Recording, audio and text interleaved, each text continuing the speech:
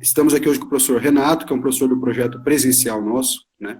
Não está atuando no momento aqui no projeto online, mas é um dos nossos professores, amigo nosso aí antigo. E o professor Fábio teve um pequeno problema, hoje não pode participar, semana que vem ele tá com a gente aí de novo, né? Então, acho que dá para a gente começar, né? Vamos lá. Bom, lembrando o tema, então, o tema anunciado aí da live, o tema é se é possível a educação clássica sem os clássicos, né? E o que são esses clássicos e o que é educação clássica, né?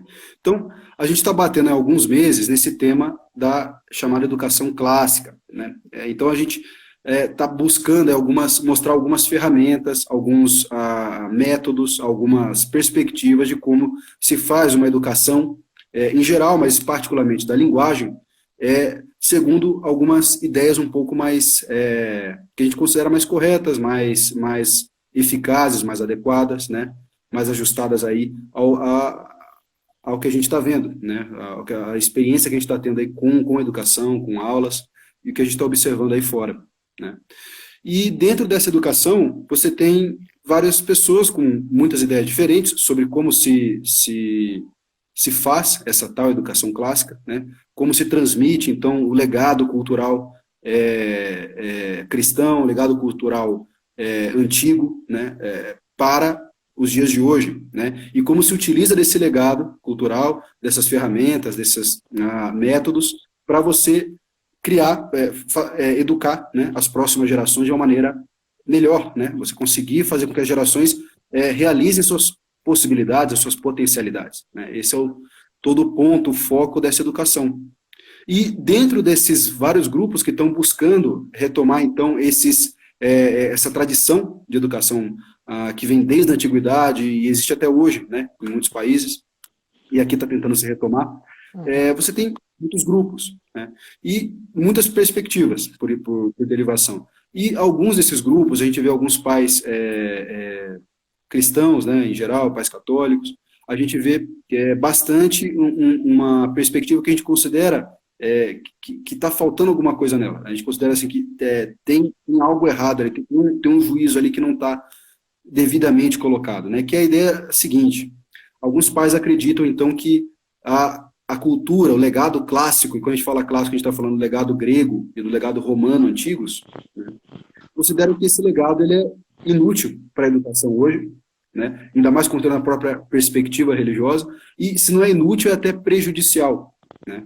Então, esse é um ponto, né, que a gente discorda fortemente, esse é um ponto que a gente está observando há algum tempo, e a gente pode levantar assim, 3 ordens de argumentos contra essa ideia.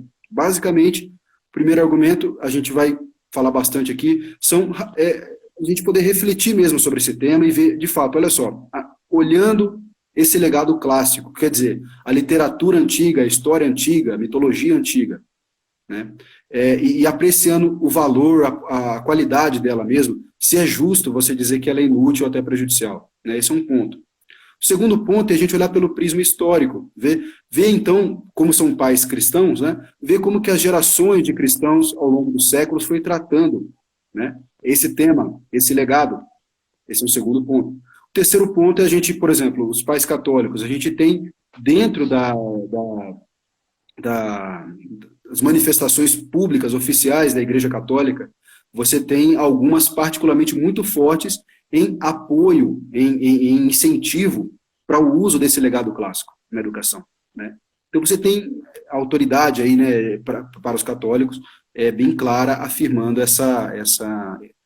a validade desse legado, né? Como é benéfico e útil usar isso. A gente vai falar daqui tudo um pouquinho disso, né? Um pouquinho de cada coisa. A ideia é mostrar, então, que existe assim, uma possibilidade de você usar sem problema nenhum e, pelo contrário, né, com muitos benefícios. O ponto principal essa é a principal tradição pedagógica do Ocidente. Utilizar esse legado clássico é quase a definição, né, da cultura humanística, né, da cultura, que não é uma cultura que surgiu na Idade Moderna, né, como algumas narrativas tem por aí, assim, é uma tradição que já vem desde o começo, né, desde a formação da Idade Média, né? Quer falar? Perfeito. Não, eu acho que é isso. Eu acho que a gente tem que abordar nesses 3 níveis. E assim, antes de tudo, primeiro ter uma abertura imaginativa, uma abertura pessoal para esse assunto. Às vezes as pessoas tratam isso com um excessivo pudor, um excessivo medo, né, já com opiniões feitas. E o objetivo é justamente mostrar que essas opiniões em contrário ao uso dessas obras, elas não são tão bem fundadas ou as vantagens do uso superam os possíveis ou os imaginados malefícios desse uso, né? Então, acho que é importante a gente ter essa abertura para começar essa exposição. Perfeito, perfeito. Não, então, para começar, então, acho que a gente pode falar, podemos então falar um pouco de história já, né? Acho que brevemente a gente pode pensar, assim, a ideia é pegar, não é fazer uma aula de história, mas olha só, se a gente pega, por exemplo, né, um exemplo aqui entre vários, se a gente pega a tradição de ensino das artes liberais na Idade Média, né? E se a gente pega essa tradição, a gente vai ver o seguinte, né? Que obras esses homens, né, esses alunos estudavam, os professores, né, cristãos, etc., ensinavam para os seus alunos, né, e por quais obras eles aprendiam, dominavam a linguagem, conheciam conheciam histórias, narrativas, etc. Né. Olha, por muitas, mas dentre elas duas muito importantes, né, a Eneida de Virgílio e as Metamorfoses de Ovídio, né, estão repletas de mitologia, né, estão repletas de história, narrativas de todos os tipos ali, épicos, né, e de outras formas, né. Basicamente ali está o núcleo, né, da tradição literária e mitológica grega, né, ali você tem, grega, desculpa, latina, e latina e por derivação antiga, né, porque justamente essas obras são filhas, né, de obras muito mais antigas, né, obras que vieram dos gregos. Né. Então você tem, em Virgílio você tem a inspiração homérica, né, nas Metamorfoses você tem muitas outras inspirações, né, e assim por diante. Então, esses medievais, quer dizer, essa tradição já fundamentalmente cristã, né, que ninguém vai negar que a Idade Média era uma civilização cristã, você tinha um uso extenso, profundo, formativo das gerações por meio dessas obras literárias do período clássico, do período greco-romano. Né? Então, esse é um ponto aí que a gente tem que considerar. E olha só, se eles usavam essas obras, né, se eles usavam essas obras, é porque eles não viam, olha só, na formação mais fundamental, qualquer jovem que fosse seguir uma carreira acadêmica, uma carreira intelectual, uma carreira na igreja, ele tinha que conhecer essas obras profundamente, essas obras eram assimiladas por ele profundamente. Então, se isso ocorria, é porque eles não viam essas obras simplesmente como um recurso erudito, eles não viam aquilo ali como um arranjo apenas, né? Ali tem uma visão de que aquilo é um recurso, né, para uma formação intelectual, para uma formação moral, né, daquela geração que tem vivo. Perfeito, eu acho que um ponto fundamental aqui é a gente lembrar que nessa época a língua da vida intelectual era o latim e a gente pode, por derivação, deduzir que a utilização em massa dessas obras significa que, primeiro, eles acreditavam que essas obras, vamos dizer assim, pagãs, latinas, eram uma expressão muito alta, primeiramente, da linguagem latina. Então, é fundamental dominar essa obra, né, por um aspecto de gramática. Porém, é importante que se diga o próprio conteúdo, a própria matéria da coisa também não era desprezível, pelo contrário. Se não o fosse, muitos estudiosos, muitos santos, não teriam memorizado, como é o caso do São Bernardo, né, memorizado passagens completas da Eneida. Quer dizer, óbvio, tem um aspecto formal de você dominar a linguagem latina, porém, tem um aspecto também da apreensão de uma certa matéria que é muito bem-vinda, não apenas à imaginação intelectual, como até a própria moral, a própria ética. Né? E a gente está cheio de exemplos dentro dessa literatura pagã, situações em que as personagens colocadas diante de determinados problemas agiam de uma maneira imitável, digna de ser imitável do ponto de vista moral. Né? Exato. Não, você falou de São Bernardo de Claraval, né? Então, a gente está falando de vivência cristã, né, da pedagogia cristã. Você tem um homem, né, os católicos veem como os santos São Bernardo, os evangélicos não vão poder negar que era um cristão exemplar, no mínimo, né? Qualquer cristão não vai poder negar isso daí. E é um homem que se formou dentro dessa tradição, né? E nunca renegou essa tradição. E assim muitos outros sábios, muitas pessoas de grande conhecimento, né, em toda essa história cristã. A gente vai vendo esse padrão, né, a grande maioria, né, dos sábios, das pessoas mais cultas, das pessoas que mais refletiram sobre o assunto, concordaram que esse era um legado fundamental de se preservar, né. Isso aí é um ponto pacífico. E você toca num ponto que é fundamental aí que a gente tem que falar, que é justamente eles viam essas obras não só como uma fonte de grande valor literário, quer dizer, eles tinham um domínio linguístico muito profundo, os antigos, e os medievais aprendiam com esses homens, né, o uso da língua latina, no caso, mas tem um outro ponto aí que é justamente isso, e isso está afirmado desde a antiguidade cristã até hoje, né, que é a literatura antiga, a mitologia, a literatura antiga, elas são fontes de modelos morais, de vivências humanas mais plenas, mais amplas, né, de grande autoridade. Então você tem centenas de exemplos, milhares de exemplos de homens que realizaram certas virtudes, certas qualidades, né, passaram por experiências que a maioria dos homens não alcança, né, não chegou até aquilo, né. Então todos os homens podem aprender com esses exemplos, com esses modelos. A gente usou recentemente, acho que semana passada, postamos um texto aqui no Instagram, inclusive, a história citada por um bispo, olha só, né? É um bispo húngaro, de Hammertot, numa edição da editora Molokai, né, uns amigos nossos, publicaram o Jovem de Caráter, e nesse livro tem uma citação, tem várias citações, mas uma delas é um exemplo de uma história antiga, né, do general Régulo, né?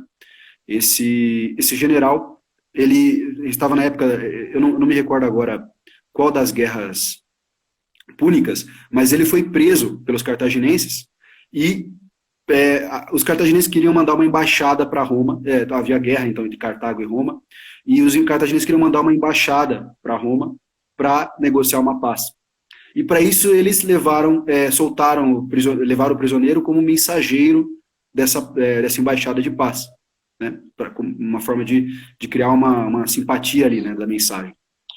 E todo mundo pensou que, bom, ele sendo libertado, ele vai ou ser simpático à causa, né, e pedir a paz para os romanos, e alguns romanos iam pensar, não, ele vai vir para cá e vai se liberar desse dever, porque ele prometeu pedir embaixada de paz, ele prometeu ir participar da embaixada de paz, não pedir a paz, mas participar dessa embaixada.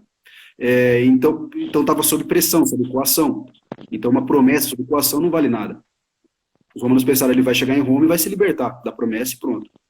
Bom, ele foi para Roma e não pediu a paz, pelo contrário, ele incitou todo o Senado a continuar a guerra de maneira mais firme ainda, né? E os senadores, o povo, vendo essa atitude dele, falando, agora você vai ter que ficar. E outra, essa promessa que você fez de ir e voltar, não vale, porque eles estavam te coagindo, eles estavam te forçando, te ameaçando. E aí ele, muito indignado, ele falou, não, olha, eu posso até sofrer torturas, morrer quando eu voltar, mas se eu agora descumprir o que eu prometi, eu perdi o meu caráter, eu perdi uma coisa muito mais profunda, né, do que isso, do que minha vida. Então eu tenho que voltar. Né, e voltou. Né, essa história é narrada aí por alguns historiadores romanos. Né, voltou, morreu sob suplícios, mas você vê esse empenho da palavra, por exemplo. Né. Uma outra história, a gente inclusive acho que até soltou um vídeo recente, tem a história dos amigos Damão e Pítias, né? Eram dois alunos do filósofo Pitágoras, e estavam, um deles foi preso por um rei da Sicília chamado Dionísio, e foi preso, foi condenado à morte. O rei era paranoico, pensou que esse amigo, um desses dois amigos, estava conspirando contra a coroa, mandou prendê-lo e matá-lo. Só que antes de morrer, esse amigo pediu, olha, eu preciso voltar para minha casa para organizar os meus negócios, minha família, meus bens, etc., antes de morrer. Uhum. Uhum. E um amigo dele falou, olha, eu fico no lugar dele como garantia de que ele vai voltar. E o rei falou, não, tudo bem, eu aceito o seu amigo como garantia de que você vai voltar. Mas, se você não voltar, seu amigo vai pagar essa pena. Né? E ele foi, organizou suas coisas, voltou no tempo prometido. Né? Algumas histórias dizem que ele se atrasou um pouco por causa de uma tempestade, um naufrágio, mas Uhum. chegou a tempo antes do amigo sofrer a pena e assumiu o seu lugar na pena. Né? Só que ele assumiu o lugar e o rei, vendo aquela prova de amizade profunda entre eles, né, falou: olha, eu comuto a sua pena, eu vou pedir para o Carrasco não te matar, mas sob uma condição, que vocês dois virem meus amigos, né, que vocês dois se tornem meus amigos. Né? Então, esse tipo de coisa, esse tipo de virtudes, né, a gente pode falar, resumir nas Perfeito. virtudes cardeais, basicamente, né, é, Uhum. Uhum. foram reconhecidas por todos os homens que conheceram essas histórias da antiguidade. Né? Isso, a história da antiguidade está cheia disso. Né? E só um Pode parênteses falar. interessante, em geral a gente associa a virtude da fortaleza com os mitos gregos, né? Perdão, latinos e gregos da antiguidade, né? Seus heróis, etc. Mas é interessante a gente ver esses exemplos de virtudes que a gente pode considerar mais próximas de nós, né? Que a gente pode praticar realmente em situações concretas da nossa vida. É, e algumas outras eu estava pensando, né, quando a gente combinou de fazer aqui, pensando, por exemplo, em Penélope, a esposa de Odisseu, uma série de virtudes ali que da modéstia, do pudor, da paciência, né, aí, diretamente ligado à postura da mulher no relacionamento. Não tem como não tirar coisas boas de um exemplo bom, dependente dos mitos ou da matéria que se tenha em termos de mitologia. Né? Não tem como você não tirar uma coisa boa dessa história. Perfeito. E assim, a gente pode falar, bom, perfeito, existem esses exemplos, mas eu sou, por exemplo, eu sou um pai cristão, eu já tenho as tradições judaicas e bíblicas, e ali eu já tenho muitos exemplos morais, etc., até maiores. Olha só, tudo bem, é verdade, a gente tem, dentro da tradição judaica, tradição bíblica, você tem também esses exemplos, né? Você tem, e dentro de uma fonte, né? Dentro da fonte mais direta do cristianismo, né? Judaica. Mas olha só, a gente nunca dispensa uma coisa boa, porque a gente já tem uma outra coisa boa, né? Essa intuição, todos os grandes, assim, a maioria dos grandes pedagogos cristãos teve, olha, eles nunca abandonaram a tradição clássica sob esse argumento, olha, não, a judaica é suficiente, acabou, não preciso desse pessoal, né? Então, assim, esse nunca foi um raciocínio Uhum. sensato, nunca foi um raciocínio de um sábio, né, Sim. cristão, né, e de qualquer outra perspectiva. Exatamente. E eu acho que é importante a gente materializar mesmo, né? Não apenas falar em abstrato dessas considerações, mas pensar, por exemplo, na maior obra épica da Idade Média, que é a Divina Comédia, né? Que é um produto bastante claro de um modelo pedagógico. O próprio Dante era formado, teve uma formação clássica, à luz de São Tomás, de Aristóteles, etc. E é muito interessante que na Divina Comédia ele não se abstém de dar exemplos, de utilizar de símbolos pagãos, de símbolos da antiguidade, né? Justamente porque ele percebeu o poder de determinadas imagens, de determinadas personagens, para transmitir uma realidade, seja moral, seja literária, seja intelectual, etc. Não é? Então, assim, de fato, os cristãos não apenas não desprezaram, como eles perceberam que havia méritos na utilização dessas personagens em determinados contextos.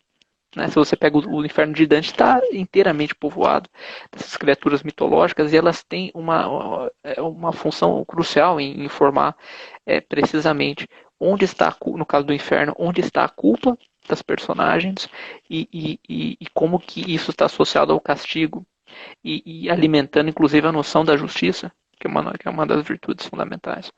Então, é isso. Né? Perfeito, perfeito. Não, se for pensar em obras, né, outra obra, os Lusíadas, né, quer dizer, as grandes obras do período aí, da Idade Média e da Idade Moderna, né, que a gente pode falar assim, que tem uma cosmovisão, uma perspectiva de mundo cristã, né, os Lusíadas também é outra obra dessa, você tem ali evidente, né, nutrição nas fontes clássicas, né, nas fontes antigas, né, uma assimilação ali, claro, na perspectiva cristã já, o, os elementos mitológicos que estão nos Lusíadas, eles já estão ali de maneira alegórica, né, já estão ali funcionando como símbolos, alegorias de outro tipo de realidades, mas eles estão presentes ali, né, quer dizer, ele apreendeu algo que aqueles seres mitológicos podem representar sobre a realidade, dentro da perspectiva, né, de um cristão, né, no caso. Então, essa assimilação, então, assim, do ponto de vista histórico, se a gente pensar na arte bizantina, você tem também na arte bizantina, arte visual, né, pintura, escultura, você tem um uso extenso, claro, não é o principal tema, mas é um dos temas que você vê ocorrendo ali, que são os temas mitológicos, os temas clássicos, justamente desse ponto de vista, como exemplos morais, como alegorias de realidades futuras, alegorias de realidades paralelas da tradição cristã e assim por diante, né? Então, isso tudo está muito presente, né? E assim, a gente pensar, olha só, se essa coisa está presente na literatura, nas artes visuais, é um elemento que está presente nas artes de uma cultura, ela não pode ser nem estranha e muito menos, no caso cristão, não pode ser anticristã. É impossível que a manifestação artística dentro de uma sociedade seja o contrário dos valores daquela sociedade, né? Seja uma coisa totalmente ao contrário daquela própria sociedade, né? Que se todos estão manifestando aquela perspectiva, né? Então, Exatamente.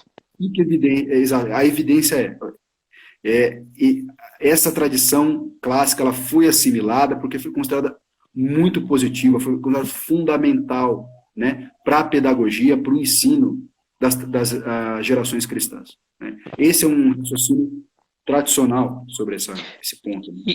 De fato, eu fazendo uma ponte, não sei se a gente já está adiantando alguma coisa, mas fazendo uma ponte fundamental. O medo que os pais, porventura, tenham dessas obras para os seus filhos, pela questão da presença de uma certa religião pagã e etc., acho que é importante deixar claro que não apenas o cristianismo assimilou e fez com que essas obras trabalhassem para o cristianismo, né? Como também a gente tem que lembrar o seguinte: hoje em dia não existem instituições, não existem comunidades, não existem meios culturais ou religiosos de uma reprodução da religião pagã clássica, da religião pagã grega. Então, assim, o exemplo, por exemplo, os 12 trabalhos de Hércules, que é um tema. Existem historiadores, existem sociólogos, enfim, que atribuem aos mitos uma analogia com práticas religiosas pagãs. Só que ninguém sabe o que é aquilo. Ninguém sabe o que foi aquilo. E, portanto, é impossível que alguém pratique aquilo hoje em dia. Ninguém sabe exatamente o que foi. Portanto, o medo que se tenha, que se possa ter, de que os filhos vão pensar como pagãos, vão adotar uma postura, uma visão pagã de mundo, uma cosmovisão de deuses gregos, etc. Na prática, isso não se sustenta, porque não tem eco, não tem religião, não tem instituição ou comunidade por onde isso possa reverberar na alma da criança. Não é isso? Perfeito, perfeito. Não, e assim, essa preocupação é realmente uma preocupação insensata, porque pensa bem, a pessoa, os pais cristãos, né, que têm esse temor com relação à cultura clássica, você está ali, se você é cristão, você tem uma prática religiosa, você tem, né, práticas religiosas variadas, você tem a leitura das Sagradas Escrituras de uma forma constante, você vive moralmente, tenta viver moralmente ao máximo, segundo aquelas normas, mesmo que você não viva, você tem aquilo como uma imagem do que deve ser feito, aquilo é um padrão para você, né? E seu filho está vendo tudo isso. Aí por que você vai usar mitologia, literatura, história antiga para fazer essa educação? Justamente você criando discernindo o que é possível ou não transmitir, você achar que seu filho vai entender a realidade de maneira contrária, né, a que você está vivendo, etc. Não vai, né? Nossos filhos acreditam no que a gente é, no que a gente tenta ser, no que a gente acredita também, de verdade, né? Quando falando no que a gente acredita de verdade. Então, assim, é uma preocupação insensata, é uma preocupação excessiva, né? Que não faz sentido, nunca, e assim, e não é a gente falando, a gente está mostrando aqui exemplos históricos agora, né? Tem um trecho que acho que vale a pena citar, é uma constituição apostólica, um tipo de documento, né, um tipo de manifestação oficial do Papa, né? Então, para os pais católicos aqui, isso é uma mostra de uma autoridade se manifestando claramente sobre o tema. Aqui, no caso, a Constituição Apostólica Veterum Sapientia, Sabedoria dos Antigos, do Papa João XXIII, tá? Então, o tema dela é para incentivar, né, para fomentar o estudo da língua latina. Eu vou ler aqui só pequenos trechos, só para ficar esse tema bem claro. E vejam os termos, a ênfase que se dá a tudo que está sendo dito aqui, né, o que a gente está dizendo. Então, temos aqui a sabedoria antiga, contida na literatura grega e latina, assim como as ilustres doutrinas dos povos antigos, são tidas como uma aurora anunciadora do Evangelho. Vejam só, aurora anunciadora do Evangelho. Depois, né, tem mais alguma coisa, e aí se diz, os padres e doutores da igreja, né, os padres e doutores, as grandes autoridades aí dos primeiros períodos do cristianismo, que formaram a doutrina, né, nos seus concílios, etc., com suas obras, os padres e doutores da igreja reconheceram naqueles antiquíssimos e importantíssimos monumentos literários uma preparação das mentes para receber as riquezas divinas. Então, vejam a força disso. Não se perdeu, portanto, com o advento do cristianismo ao mundo, nada do que os séculos precedentes produziram de verdadeiro, justo, nobre e belo. Então, vejam a afirmação sobre a qualidade e a posição dessas obras, né? Isso vai sendo afirmado e reafirmado. E aqui a gente tem mais um trecho. Por isso a igreja sempre honrou esses veneráveis repositórios de sabedoria, e mais especialmente as línguas grega e latina, que são como uma áurea vestes da sabedoria mesma, né? Uma forma né, melhor, superior dessa sabedoria manifestada nessa tradição antiga greco-latina. E aqui há uma afirmação, inclusive, sobre o valor disso para a educação dos jovens, que é justamente o tema todo nosso aqui, né? E aqui não daria para dizer de uma melhor maneira que essa. Diz assim, não há nada que possa pôr em dúvida a grande eficácia que tem tanto a língua latina em geral, como a cultura humanística, para o desenvolvimento e formação cultural dos jovens. Pois essa cultura amadurece e aperfeiçoa as principais faculdades da alma, proporciona agilidade mental e assertividade do juízo, desenvolve e consolida as jovens inteligências para que possam compreender e apreciar de maneira justa todas as coisas. E, finalmente, ensina a pensar e falar de maneira muito ordenada.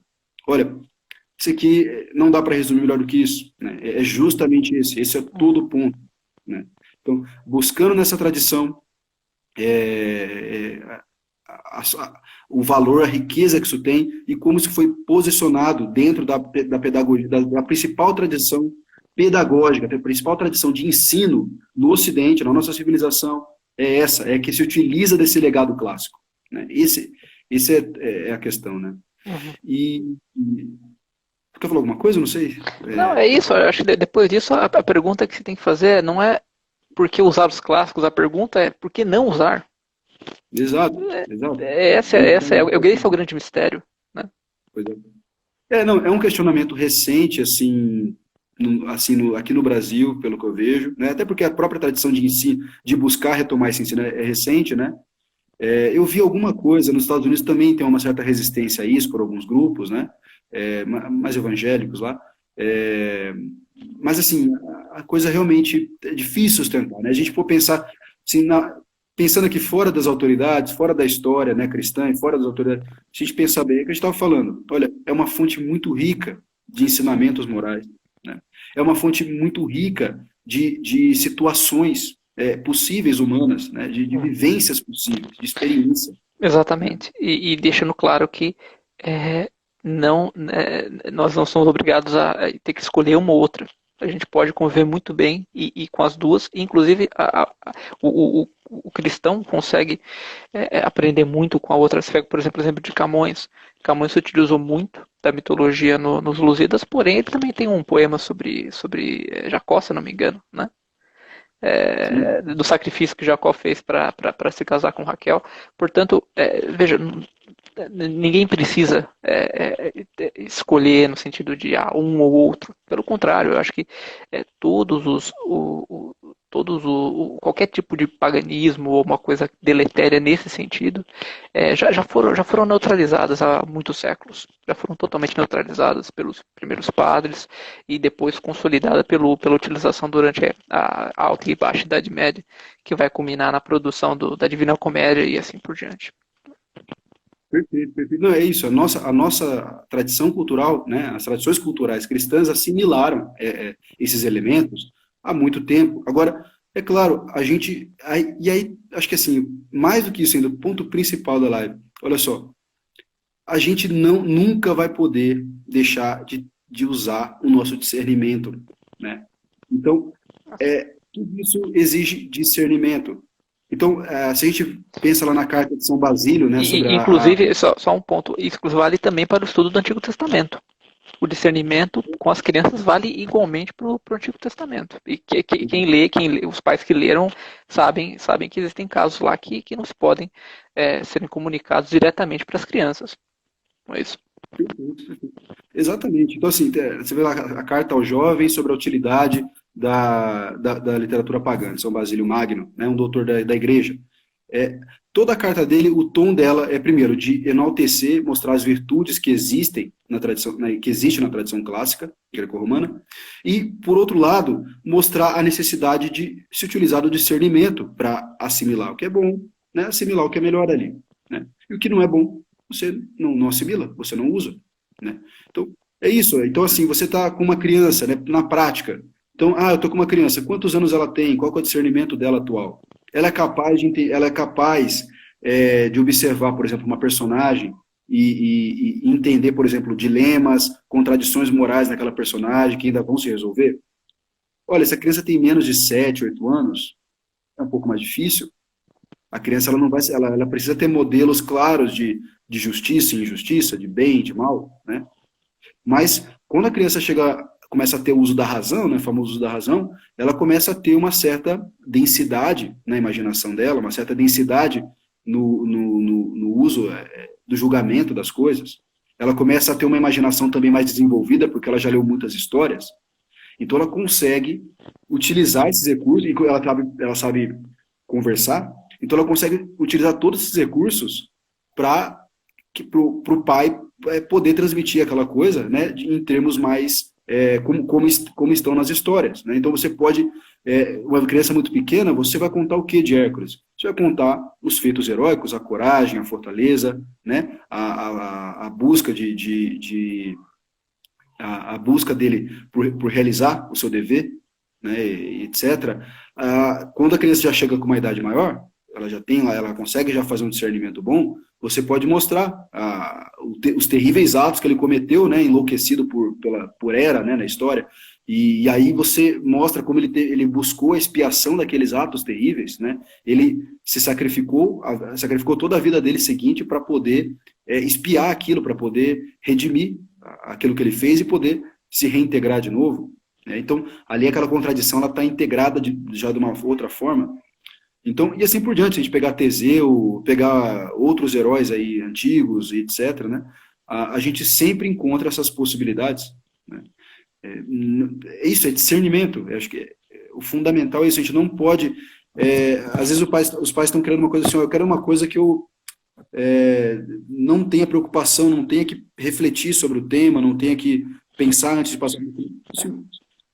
Isso é um problema, né? Exatamente. Acho que assim, sempre, vamos falar, 100% de discernimento, de ausência de discernimento, talvez com fábulas, né? Talvez com fábulas. E as fábulas não sustentam muito tempo, né? Assim, se você Exatamente. pegar, por exemplo, até os contos dos irmãos Grimm, né? Ali tem contos de todos os tipos, ali tem contos mais pesados, com bastante coisas do ponto de vista, assim, personagens como modelos morais, ele tem coisas muito complicadas. Então, até ali você vai aplicar o discernimento, né? Agora, é claro, você não vai contar aquela história do seu filho, é uma opção, é aquilo que a gente sempre fala aqui, olha, os pais, quem decide sobre a educação dos filhos são os pais, não são professores, não é Ponto Estado, não é passivo. ninguém. Exato. Então, é uma opção não utilizar essa tradição. O que a gente está mostrando aqui são alguns argumentos, né, já foram aí uns belos argumentos, não, alguns aí, mostrando como isso não tem embasamento histórico, não tem embasamento nas autoridades da religião cristã, não tem embasamento pelo menos do ponto de vista dos argumentos que a gente apresentou aqui, né, esses argumentos que a gente apresentou aqui. Então, assim, é sempre uma opção, né, os pais têm essa liberdade. Mas é uma opção que a gente considera insensata, a gente tem que dizer. A gente escolheu utilizar isso aí porque a gente observa as vantagens disso, né? E a gente quer que as pessoas conheçam essas vantagens, né? Mas é isso. Perfeito. Tem mais alguma coisa a acrescentar? Porque acho que ficou claro, né? Sim, eu acho que já ficou bem claro. E assim, voltando para o projeto, para o objetivo do projeto como um todo, né? Justamente aprender aquilo que há de tesouro, há de algo com valor no modelo clássico, né? E tentar traduzir para o nosso cotidiano, a nossa vivência. É isso, do ponto de vista da matéria, né, do conteúdo da mitologia, a gente não vê uma contradição pessoal ou uma contradição religiosa com o cristianismo, pelo contrário, a gente vê que o cristianismo assimilou essas obras a tal ponto que elas se tornam um objeto favorável ao desenvolvimento da inteligência e ao desenvolvimento moral, tanto da criança quanto do adolescente.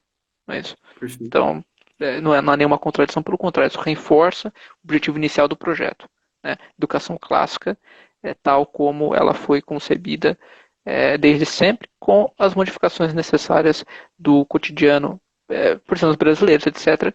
Né? E aí, o próprio uso dos Lusíadas como modelo, e lembrando que os Lusíadas está cheio de mitologia com um excelente uso.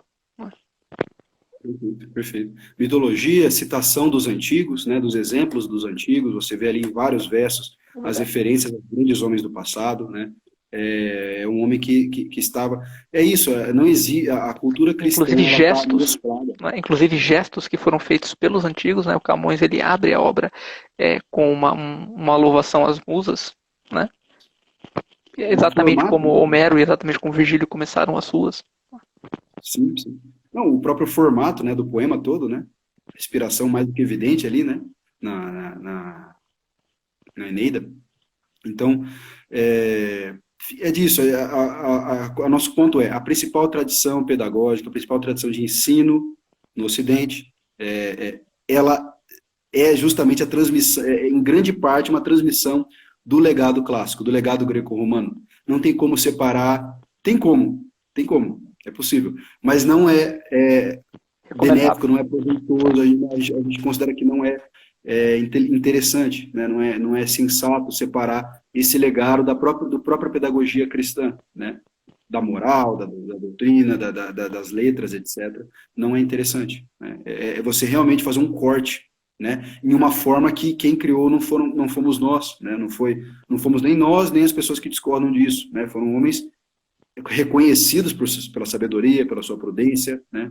E com frutos aí bastante evidentes. E a gente observa já alguns frutos, né? Apesar dos poucos anos aí de ensino, a gente observa alguns frutos, né? Das crianças terem essas referências, dos jovens terem essas referências, né? Mas acho que é isso. É isso. Legal. Maravilha. Professor, muito obrigado aí pela... Eu que agradeço. Sempre um privilégio estar aqui. Maravilha. Então é isso muito aí. Obrigado. Grande abraço. Valeu. Falou. Até mais. Tchau.